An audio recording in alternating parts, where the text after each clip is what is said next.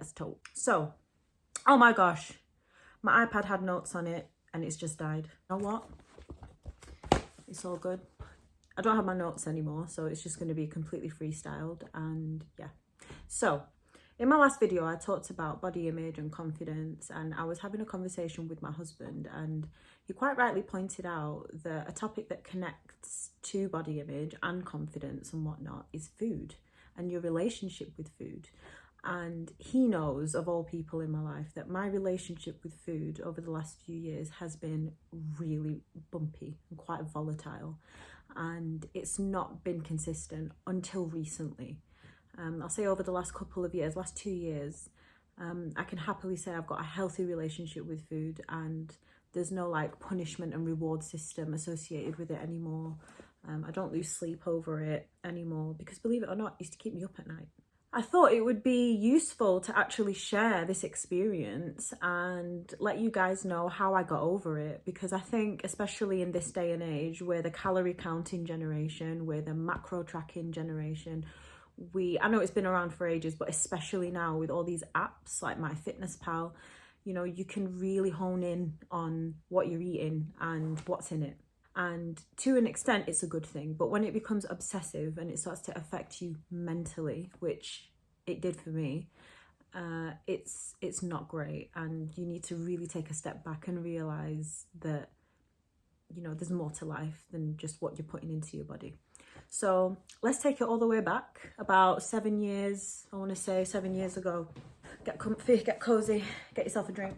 So about 7 years ago, I want to say, I started my fitness journey. So anyone that is on a health, wellness, fitness journey, anyone that is on that or just going through a change of lifestyle will know that when it comes to your nutrition, that is a huge part of it. It's arguably the biggest part of it, alongside you know, your fitness. It's a really big deal, because what you're putting into your body and what you're fueling it with will in turn determine how you're feeling in the future. You know, too much sugar could lead to diabetes, too much salt, high blood pressure. You get the gist. So when I started off, I didn't care at all what I was eating. I was just eating whatever I wanted. If I wanted takeout, I would get takeout. If I wanted a snack, I would have the snack. You know, there was no control whatsoever. There were no limits, there were no boundaries. I was just eating. Obviously, as a female, you know, getting older, my metabolism was slowing down a little bit, and I wasn't working out. So it wasn't a great combination to just be like eating so much and, you know, just not moving that much. I have a sit down job. I have a 9-to-5 office job. So when you're sat all day as well and you're snacking, you know, crisps for breakfast, that's the life I was living, guys. If you still do that, you know, more power to you, because Lord knows I was happy. Anyway, I digress. So I wanted to revamp my life. I wanted to change it. I wanted to feel better. I wanted to drink more water. I wanted that glowing skin that everyone talks about from, you know, drinking lots of water and eating your greens and your veg and whatnot. Now, thankfully, I'd grown up in a household where Middle Eastern and Mediterranean food, rather, it's a very, very, you know, it's got a lot of nutrients in it. You've got your healthy fats and your fish and your nuts and your veg, and, you know, there was always a salad bowl on the table growing up, and there is now, even with pizza. It's got to be there. It's got to be there. So I already had some healthy habits. It's just that when you get a little bit older and you reach your early 20s, I think convenience takes over and you start just going for the easy option. Like, oh, it's okay. I'll just grab something at lunchtime. I'll grab takeout. I'll grab a sandwich. Anyway, so I decided I wanted to change up. I wanted to get more active. So I started being more active. And then I realized, you know what? I need to fix my nutrition as well. I need to understand it, because I didn't understand it. You look at that traffic light system on food. I didn't know what that meant. I was just like, okay, it's all green and there's a little bit of red. So yeah, basically that cancels out. So technically it's all amber. So it's good to eat. That was my system. I wasn't bothered at all. I was just living my best life. Sometimes, you know what? Between you and me, guys, sometimes I miss just being that carefree. Obviously now I'm thankful that I have all this knowledge, and you know, I know how to fuel my body properly. I know about a balanced diet. It's really important to know all that, but sometimes I do miss just being carefree and just going, let's eat it. Doesn't matter. Eat it. You want it? Order it. Let's just get it all. Sometimes I'm still like that. You know, she's still there, but it's just a little bit more controlled. Anyway, I'm just waffling. I'm sorry, guys. This is why I have a plan. Usually I have like bullet points, so I don't just waffle on, because I'll just end up talking about random stuff the whole time. So when I decided to revamp my nutrition, my very, very amazing close friend, Cora Elise Fitness, she's a personal trainer. So I hit her up and I was like, hey girl, help. I need some help. I need to know what I'm doing. I need a little plan. So she very kindly put a plan together for me. I gave her all my numbers and she did the math. So she sent me a plan, and it was really cool the way she'd broken it down. You know, she even gave me a shopping list, which was so helpful. And I was like, right, okay, I'm going to do this. Now, before that, I'd already been using MyFitnessPal. I'd been tracking my food, lost a little bit of weight, and, you know, I was feeling good. I was active, but I just wanted that little bit more. I wanted my physique to change a bit more. I wanted to feel stronger. I was wondering what I was missing out on nutrition-wise, because I wasn't seeing progress in the gym like I wanted to see. So anyway, this plan, so helpful. I was like, okay, this is great. So I started using that alongside my training and whatnot. I didn't realize it at the time, but I was obsessed. I was obsessed with every little thing I was putting in my body. Obviously, when you are on a fitness journey and you have a goal, sometimes you have to be like that. You have to be militant.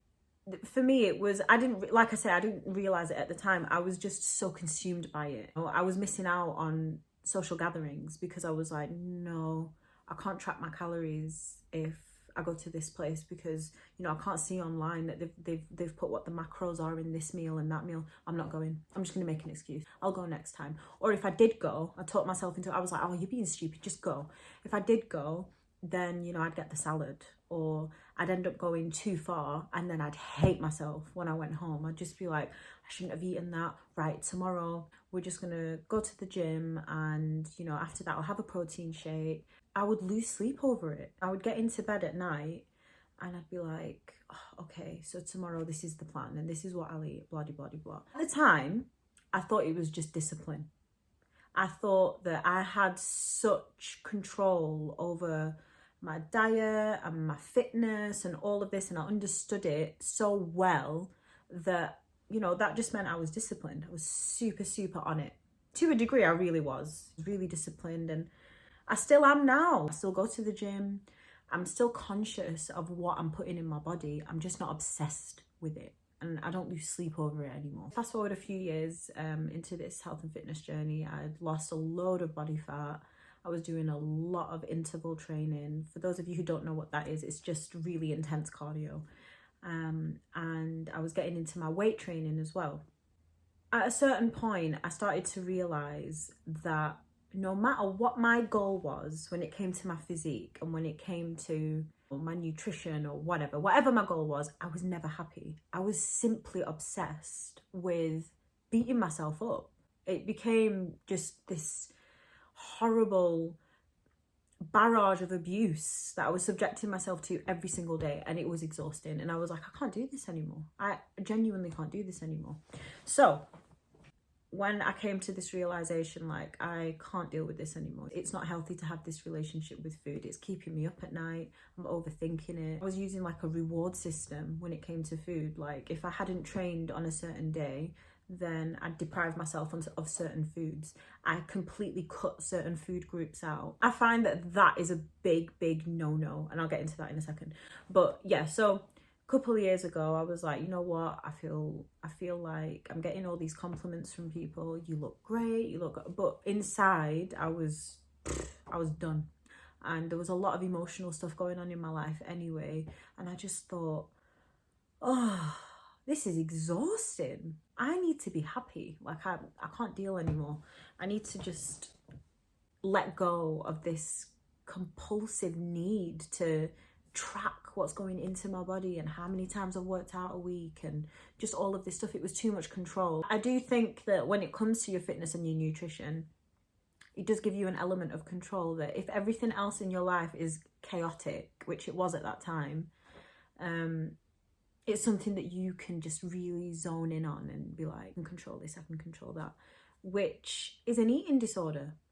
If it goes out of control and it starts to affect you mentally and you are making decisions based on punishing yourself, or, you know, you're using a system like a reward system like I was, or you're losing sleep over it, you're missing out on events, you're not eating certain foods, you're not living a balanced lifestyle, that is an eating disorder. I think a lot of people, when they think of someone with an eating disorder, they automatically imagine someone that's either super skinny and skeletal, or they think of someone that's, you know, morbidly obese, really overweight. But the reality is, it's all here. You know, the way you view food and your relationship with food, that's what determines if it's a healthy relationship that you have with it or not. So how did I fix it? It took some time, and it took a lot of emotional motivation from my husband. He was constantly reassuring me that everything was going to be okay. This is just a recovery process, and he was right. So the first thing I did was I stopped using a calorie tracker. I stopped tracking anything. I just stopped. I just woke up one day and I was like, I'm deleting MyFitnessPal. Deleted it. Okay, step one. Now, by that point, I'd already got a feel for macros and how many calories were in a certain food and whatever. So I didn't even really need the app. It was just a sense of security. It was like, okay, I'll just pop it in there. So I didn't need the app. I was just relying on it. Deleted it, and I was like, right, okay, that's gone. The second thing I did was I reintroduced foods that I'd previously cut out. So I'd really cut down and actually cut out refined sugar. You know, I wasn't eating it at all. And if I was eating it, it was only on occasion. Now, some may praise that and they'll be like, that's great, that's amazing. But the way I was processing it in my mind wasn't healthy. So I needed to make sure that I was treating myself and listening to my body. And that takes me on to my next point. So I reintroduced foods that I previously cut out, and I started listening to my hunger cues. That is such an important one. When you stop listening to your body, you're doing damage. Just remember that. If you're hungry, feed your body. If you're not, don't. It's as simple as that. When you're hungry, eat. When you're full, stop. It can be really difficult for us to stop eating when we're full. Even when I was going through all this, my body was hungry. You know, I wasn't eating enough calories. I was constantly penalizing what I was putting in my body to the point where I wasn't feeding it enough. And that's why I was thinking about food all the time. It was consuming my mind. It was like, why don't we just have a little bit more of this, a little bit more of that? And then you start snacking, then snacking turns into a binge, and then you hate yourself. And it's like, well, you wouldn't be binging if you didn't cut the food out.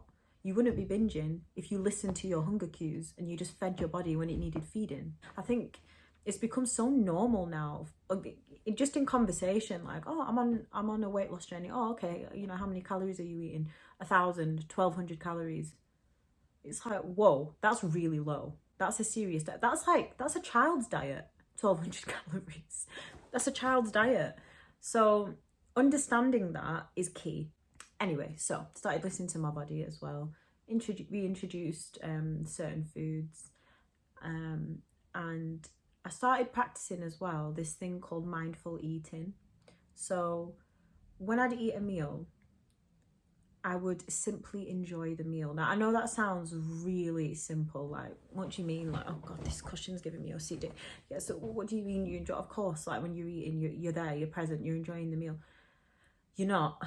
Most of the time, you're not. You're watching the TV and you're consumed with that. You're distracted by something else. You know, you're not really taken by what you're putting in your body and what you're eating and the flavors and just how amazing this food is. So what I started to do was just put everything away, all technology, and just be present when I'm eating and just really enjoy the food and the nutrients that I'm putting into my body. You wouldn't believe how therapeutic that is. it's actually amazing. You really appreciate what you're eating. And if you're sat with your partner or your family, that's another thing. Eat with your family. I know it seems so simple, like, what? How does that have anything to do with your relationship with food? But honestly, it's all psychological. So even if you're sat with your family, your partner, you know, talk about the food, talk about it, acknowledge how delicious it is, really appreciate what's in front of you. And yeah, so another thing as well, making sure that you share the problem, because when you talk about it, I've said this in my last video, I know it's quite repetitive, but when you talk about it, you can make a problem that seems this big shrink and make it, you know, hand size, and just like, oh my gosh, you're so tiny, and just blow it away, like, oh, I'm done with you. If you talk about something, I swear to you, cross my heart, you'll feel better about it. It might not go away completely, but you'll definitely feel better about it. So yeah, so now currently, no, actually, let's go back. So at that time, that's what I started doing. I started practicing all these things and just making sure that I was enjoying life, because something that I kept reminding myself of was that I'm not always going to be this age. I'm not always going to have this metabolism. I'm not always going to look this healthy. I'm not always, well, if I can help it, I will. Never know what life's going to throw at you. You never know where it's going to take you. You need to enjoy all the moments. And when it comes to food, it's quite central to a lot of cultures. It's central to the Middle Eastern culture, the African culture, the English culture. It's central to every culture. Every culture loves food. So if you start depriving yourself of things and just punishing yourself for enjoying life and going out for a meal, and it's just not a way to live. I know that some people cut certain foods out for health reasons. That's completely different. If you're lactose intolerant, gluten, allergies, or, you know, whatever it may be, that's a completely different subject. But when it comes to the psychology of food and how you view it, and the system that you have in place in your mind when it comes to what you're putting in your body, really evaluate it. And if you show any of the signs that I've talked about in this video, such as overthinking, having a reward system in place, penalizing every single thing you eat down to the last crumb, calorie counting when it's just not necessary, yeah, and just punishing yourself constantly over enjoyment. Your body has its natural set point when it comes to weight. And if you make health your goal, like I said in my last video, if you make health your goal and you have healthy habits in place, such as drinking plenty of water, getting your veg in, getting your fruit in, you know, getting your steps in every day, working out, if you have all of these things in place, you will inevitably live your best life, and you'll look your best as well. And happiness is the most beautiful feature on anyone. Happiness shines through. If the source of your unhappiness is your unhealthy relationship with food, you can change that. And I'm a living example of it. I've got a food page now, for God's sake. I love food so much, and I feel like it should be celebrated. And I think it's so damaging that our minds can view it in a way that seems so detrimental to our health, when in actual fact it's not food that is doing that to us. It's all in here, it's all in the mind. So yeah, that concludes this TED talk. I'm trying to think if there's anything else I wanted to say that was on my notes, but you know what, it is what it is. What I do want you guys to start doing though is I want you to start commenting down below. I want you to tell me what you want me to talk about. If you don't want me to talk, things that you want to see in my vlogs, you know, I don't mind. Stay tuned actually, because on the topic of food, I actually have a recipe coming. Yay! It's this really spicy coconut curry. It's got chicken breast in it, it's got green beans in it, it's got coconut milk in it. I mean, all right peeps, let's cook. So here I just have a pan with a dash of sunflower oil in it. I've added ginger and garlic paste and 2 chopped chicken breasts. This is such a quick recipe, by the way, it's going to shock you. So I've added a teaspoon of curry powder, medium curry powder, a teaspoon of turmeric, and about a teaspoon and a half of chili powder because I like it hot. And then I've added a small tin of coconut milk. Really adds that creaminess, it's so delicious. Dried coriander, salt to taste, and then some frozen green beans. This is a great post-workout meal. It's full of protein, full of nutrients, and full of flavour. So there you have it. I added a dash of water as well just to make it a little bit more fluid, and yeah, let it cook down till the chicken's completely cooked through, and then enjoy. So what I love to do is have this with crusty bread because oh my gosh, it is so good. But you can have it with white rice as well. Look how fire that looks. Recipe will be in the description box, guys. Please like, comment, subscribe, and see you soon.